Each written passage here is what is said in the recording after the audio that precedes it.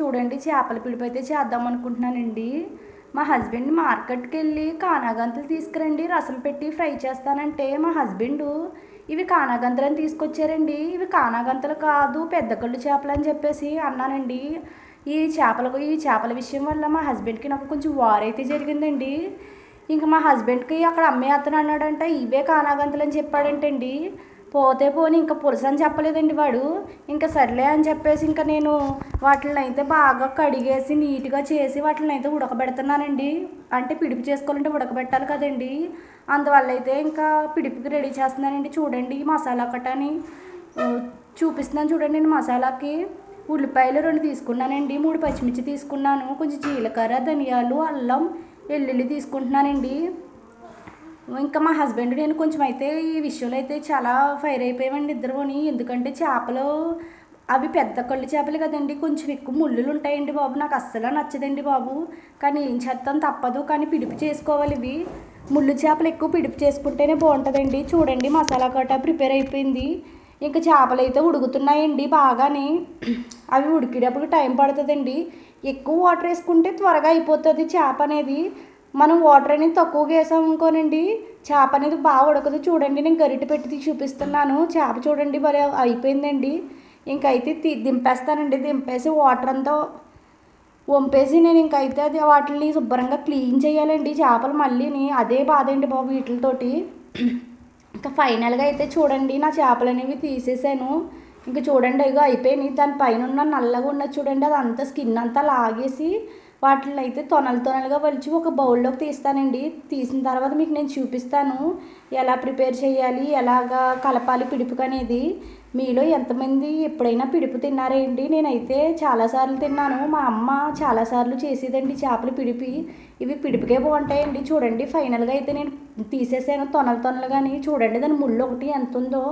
ఇదే భయం అండి బాబు నాకు చేపలతో. అంటే చిన్నపిల్లలు ఉన్నారు కదండి, చిన్నపిల్లలు ఉన్నాక ఇలాంటి ముళ్ళున్న చేపలు తినకూడదు అని చెప్తానండి. మా హస్బెండ్ తెలియక తెచ్చేసారండి ఈసారి చేపలు.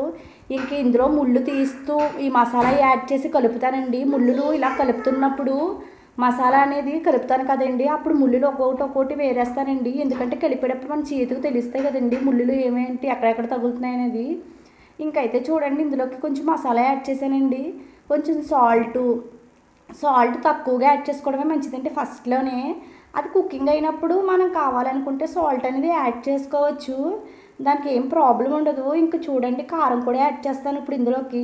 కారం అనేది కొంచెం ఎక్కువ యాడ్ చేసుకోవాలండి. ఎందుకంటే దీనికి ఈ పిడిపికి కారం ఎక్కువ ఉంటే కర్రీ అనేది చాలా టేస్ట్గా ఉంటుంది.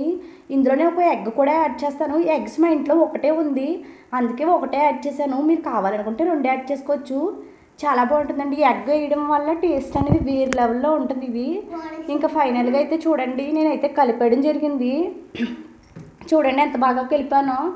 చాలా ఎర్రగా వచ్చింది కదండి. కారం అది పసుపు కారం కదండి, అందుకు కొంచెం ఎర్రగా కనిపిస్తుంది.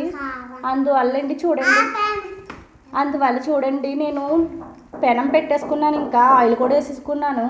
ఇంకా తాలింపులు వేసుకుంటాం కదండి మనం. ఇంకా అలాగైతే నేను ప్రిపేర్ చేసుకున్నాను. చూడండి 4 ఎల్లుల్లిపాయలు చితగొట్టుకుని వేసుకున్నాను. అవి ఎగుతున్నాయి చూడండి. ఇంకా ఏంటంటే ఈరోజు మా హస్బెండ్ నేను చాలా అయితే ఈ చేపల విషయంలో చాలా ఫైట్ చేసుకున్నాం. ఇంకా మా హస్బెండ్ అయితే మార్నింగ్ నుంచి నాతో మాట్లాడడం లేదు ఈ చేపల కోసం. ఇంకా చూడండి ఎండుమిర్చి జీలకర్ర అక్కడ వేసుకుని ఫ్రై చేస్తున్నానండి. ఇప్పుడు చేపలు కలుపుతున్నప్పుడు ముళ్ళులు తీస్తాం కదండి, అందులో చాలా ముళ్ళులు ఉన్నాయండి బాబు, పెద్ద పెద్ద ముళ్ళులు. అందుకే భయం అండి. ఒకసారి మా అక్క వాళ్ళ ఇంటి దగ్గర ఒక ఆవిడ అలాగేనండి మనకి పెద్దవి ఆ చేప ఉంటుంది కదండి, ఏది దాన్ని ఏదో అంటారండి చేప, అది గుచ్చుకుందంటండి కంఠంలోని. ఆ చేప పేరు ఏదో చేప, ఆ చేప పేరు నాకు సరిగ్గా గుర్తు రావట్లేదు. కానీ అది కంఠానికి గుచ్చుకుందంటండి ఆవిడకి. పాపం చాలా రోజులు బాధపడిందండి. నోట్లోంచి బ్లడ్ కూడా పడిపోయిందంట. అంత సీరియస్ అయిపోయిందండి ఆవిడకి. అప్పటి నుంచి నాకు ఈ ముళ్ళు చేపలు అంటే చాలా భయం అండి. మనం అంటే చూసుకుని తినగలుగుతాం, మన పిల్లలు అలా కాదు కదండి, కంగారుగా తినేసే పిల్లలు ఉంటారు కదా. నాకు అందుకే భయం అండి బాబు. ఆవిడకి చాలా అంటే చాలా సీరియస్ అయిపోయింది. మా అక్క ప్రతిసారి వచ్చినప్పుడు ముళ్ళు చేపలు పెట్టకు పిల్లకి, ముళ్ళు చేపలు పెట్టకు అంటదండి. ఎందుకంటే ఆవిడని చూసింది కదండి మా అక్క దగ్గరుండి. అందువల్ల అయితే మా అక్క చాలాసార్లు చెప్పిందండి నాకు. అది సావిడే అండి, మర్చిపోయాను. ఆ చేప పేరు సావిడే. దాంట్లో చాలా పెద్దగా ఉంటాయి కదండి, అది కంటానికి గుచ్చుకోవడం వల్ల మనం చిన్న పొంట్లో ఏమైనా గుచ్చుకుంటేనే 10 సార్లు నాలుక పట్టి తిప్పుతాం. అలాంటిది ఆవిడ 3 రోజులు కంటానికి గుచ్చుకున్న చేపతో చాలా బాధపడ్డదండి. వాంతులు ఇంకా రక్తంతో పడిపోయేదంటండి బ్లడ్. అందువల్ల చాలా బాధపడిందండి ఆవిడ. లాస్ట్కి అయితే చాలా టెస్టులు చేసి తీసారంటే ఆవిడ కన్ను అదంతా క్లీన్ చేశారు పాపం. ఇంక చూడండి ఫైనల్గా అయితే నా కూర కూడా అయిపోతుంది. మీలో ఎంతమందికి కూర అంటే ఇష్టమో చెప్పండి. నాకైతే పిడిపంటే ఇష్టమే, కానీ ఇలా ముళ్ళు చేపలంటే నాకు కొంచెం భయం, అందుకే నాకు నచ్చదు. పిడిపి అయ్యేటప్పుడు మనకు తెలిసిపోతుందండి. పిడిపి ఎప్పుడు పొడి పొడిపొడిలాడుతూ ఉండాలి. పిడిపి పొడి పొడిలాడకుండా ముద్దల్లా పడ్డదంటే మనకి అది అవ్వలేనట్టేనండి, బాగోదండి ముద్దల్లా ఉంటే. అది పిడిపి అనేది మెత్తగా ఇలా జల్లుకుంటాను చూడండి, మనం బియ్యం జల్లుతున్నప్పుడు ఎలా పడుతుంది అలా పడాలండి, అప్పుడైతే అది పర్ఫెక్ట్గా అయినట్టు.